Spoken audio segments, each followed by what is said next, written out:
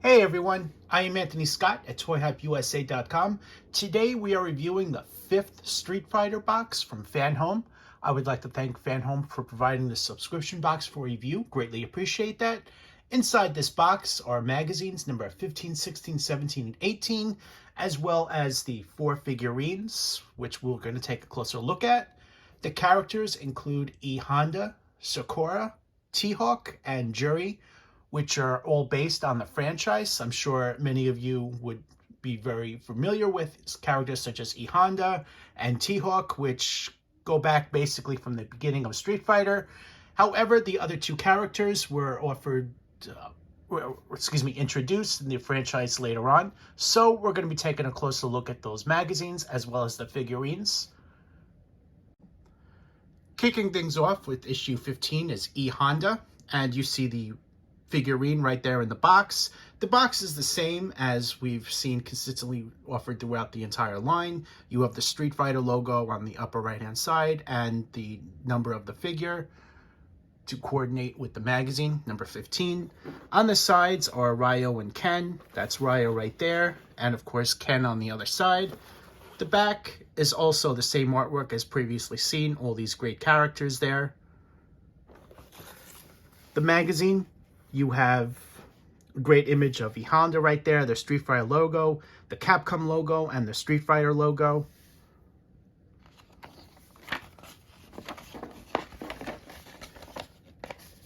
First page is a little bit about the backstory, about the character, along with some great artwork.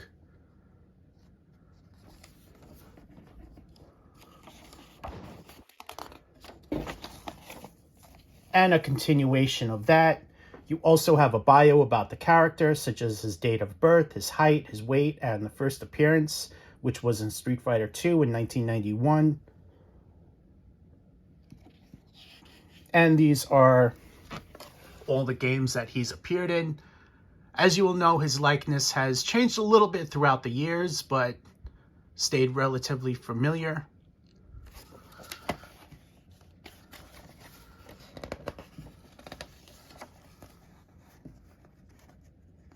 Next article is about the character's moves, his main technique, all of his special abilities. As a Sumo wrestler, he can definitely move around pretty well.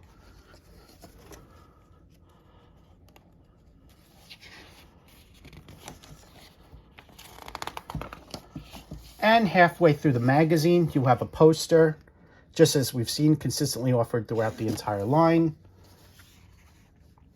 Here's a look at that. It's a great artwork, and it's the same as the cover.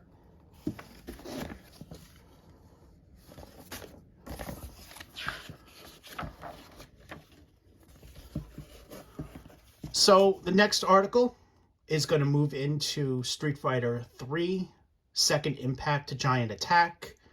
This is an article about the game. Just as we've seen throughout the entire Street Fighter offerings, the magazines are not just about the character, it's also about the franchise as well, or about other video games from Capcom. Some great artwork there and screenshots.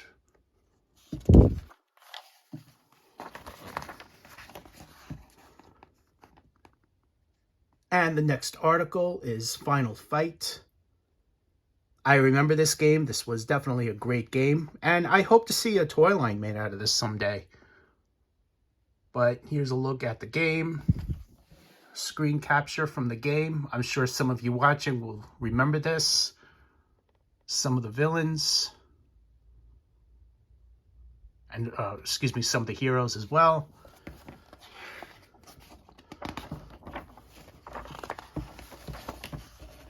And the last page, Final Fight Forever. Some additional information about that particular game. And on the next page, we have another image of E Honda. And of course, the back is the Street Fighter logo, the Capcom logo right there. But just going right back into Final Fight Forever, let's just take a closer look at that, as I particularly really like this game.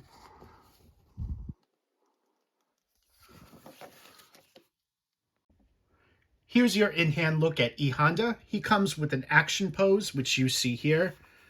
And since he's a figurine, there's no articulation on him. The facial paint, which you see in front of you, that's nice, crisp red lines. I think they did a very nice job on that. The skirt around his waist is painted in white and blue. And you might see little marks on that, as this is all hand painted. There's a little bit of imperfections throughout it. Let's bring this closer to the other side. So you see those little marks, the blue crossed over into the white and vice versa. The muscular tone, very nicely done. They really did a great job on the details on that. And of course, the bottom of the base has his name on there. Underneath the skirt, you see white undies right there. So overall, very nicely done. Very happy with how he came out. He makes a great addition to the line. And we are moving on to issue 16. Up next is issue 16, Sakura, and you see the figurine right next to the magazine. The front of the magazine has some great artwork there, and of course the figurine comes in the standard window box that we've seen consistently throughout the line. Ken and Ryo are on both sides of that, and of course the back is consistent with the rest of the line. Taking a closer look at the magazine, let's start it out with the introduction about the character, which you see right in front of you there, along with some great artwork. Up next, that's a continuation of that. And of course, you have a bio on the right side about the character, including the date of birth, nationality, the height, the weight, and the first appearance, which was Street Fighter Alpha 2 in 1996. Down here, you have a look at all the games that she appeared in. Take a closer look at that. So you see how her appearance has also changed throughout the years, from pixelated to how she looks in Street Fighter V.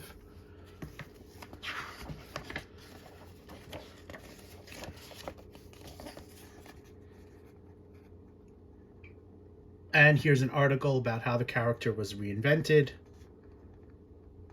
And of course, these are all of her techniques, her abilities, and everything she can do.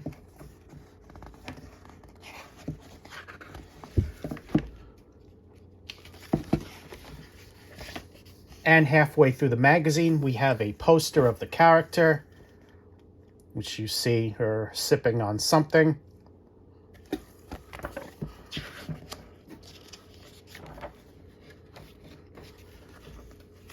So up next, this is about Street Fighter 3, Third Strike, Fight for the Future. This is an article about the franchise, along with some great images and artwork.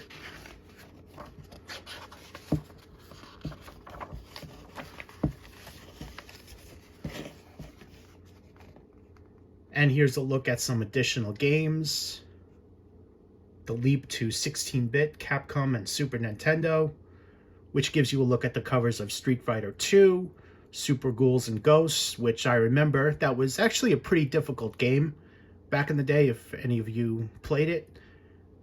And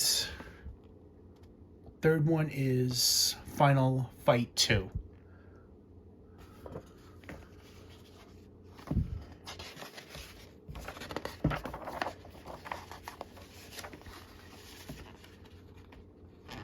And a bit of a continuation on that.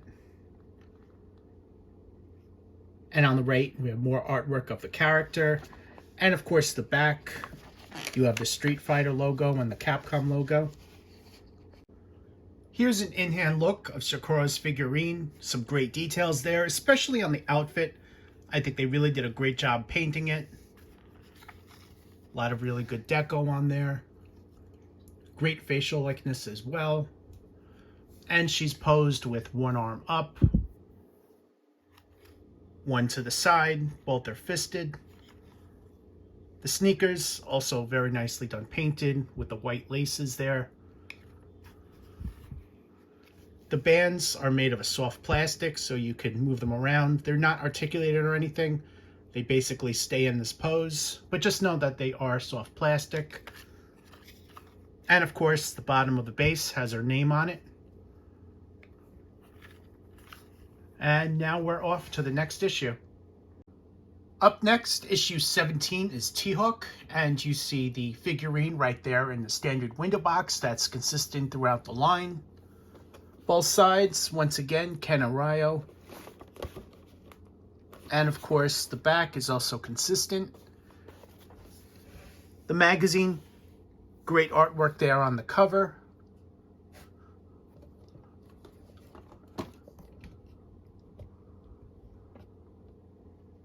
Including an image of the character, issue 17, the Capcom logo, and the FanHome logo.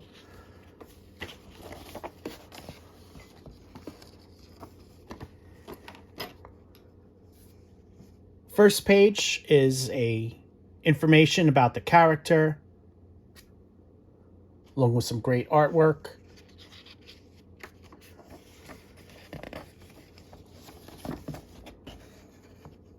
And that this is a continuation here, along with a bio about the character, such as the date of birth, the height, the weight, and the first appearance, which was Street Fighter II in 1993. You also have a look at all of his appearances throughout the game, and you would see, while the tone is basically the same, the character artwork has changed over the years.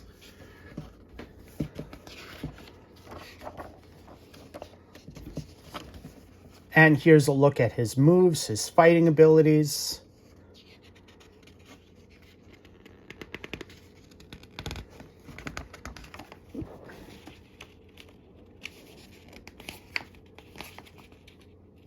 Page is kind of stuck. Okay, so up next is the poster, which is, we've seen the posters halfway through. There's a look at his. And it also is an owl right there.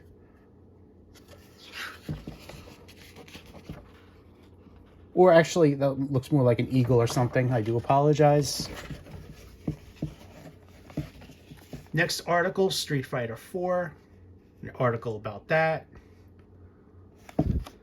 Along with some great artwork and images.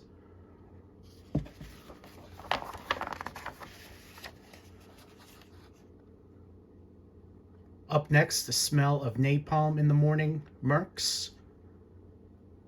The sequel to Commando took arcades by storm.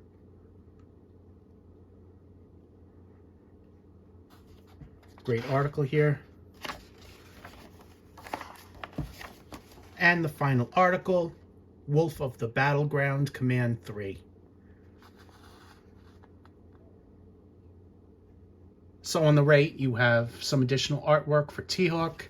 And of course, the back of the magazine is the Street Fighter logo, Capcom logo. That's all basically the same there. But let's just go back into this. Take a little bit of a closer look. Each one of these articles very nicely done. It's definitely worth your time to read. Here's a closer look at the figurine for T-Hawk. Very nicely done facial details there, especially on the paint. On this left side, you see the feather there. That's also very nicely done. Tiny little feathers, which you see right there. And of course, here's a closer look at the head sculpt. The outfit includes a blue vest, blue jeans, and of course, he's got the Indian style boots with a nice pattern right around there. Very nicely done sculpting and detailing on this figurine. He also has these green bands, light gray bracelets around his forearms there. And as far as the action pose, he comes with a little bit of a acrylic stand, I should say, that supports his right foot. And of course, bottom of the base is his name down there. So now we are moving on to issue 18. Up next, issue 18 is Juri, and you see the figurine in the standard window box there. Both Ken and Ryo are on the sides. And of course, the back features the same artwork as previously seen. The magazine has great artwork for the character there, along with the Street Fighter and Capcom logo and FanHome.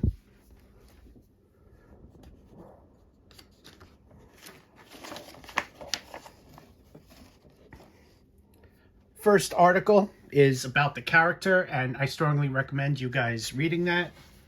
Some really good information, especially if you're not familiar with her.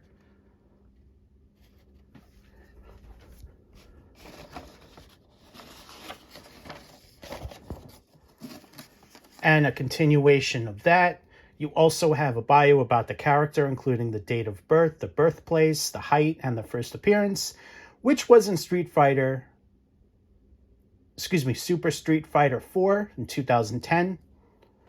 And of course, below that, you have a look at the different appearances of the character from her appearance in Super Street Fighter 4 and Street Fighter 5.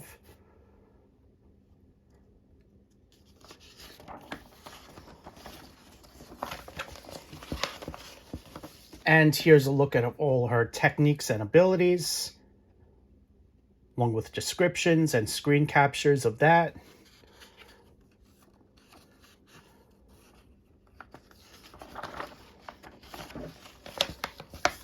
Halfway through the magazine is a poster of the character, which has been consistent throughout the run.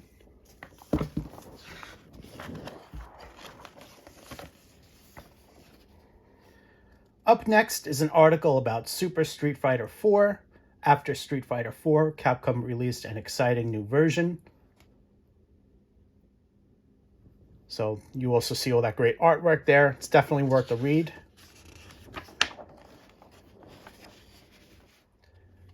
New article, external licenses, Capcom games reprogrammed by Sega.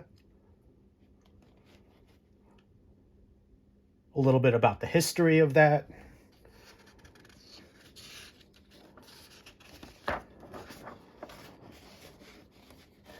And the final article is At Last, Capcom Bets on Mega Drive.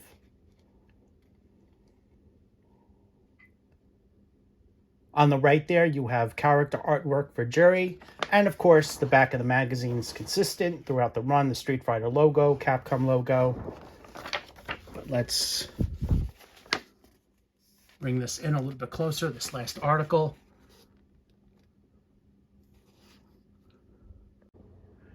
Here's an in-hand look of Juri's figurine, and as you can see, there's a lot of really good details going for this figure.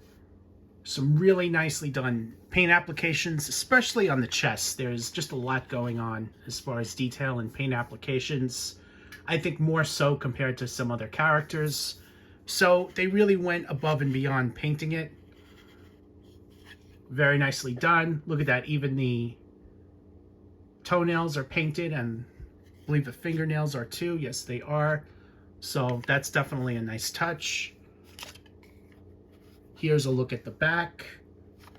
And there's some more great paint applications right there. The hair is sculpted and wrapped in those bands, which you see right on top there. The action pose, one leg sticking up as shown, so they definitely did a really good job capturing that detail as well. And of course, the bottom of the base has her name right there. And finally, here is a group shot of all four of the figurines included in the fifth box, which includes E Honda, Sakura, T-Hawk, and Juri. Overall, very nicely done. I'm thrilled with how these came out. Great likenesses to the video game. FanHome continues to do very nice work with all of their offerings, especially on Star Wars and Marvel. So if you haven't checked out those subscription box reviews, please do so on YouTube and on toyhopusa.com. Thanks again to FanHome for providing for review. Greatly appreciate that. I am Anthony Scott at toyhypeusa.com. Thank you so much for watching, and stay tuned for more coverage.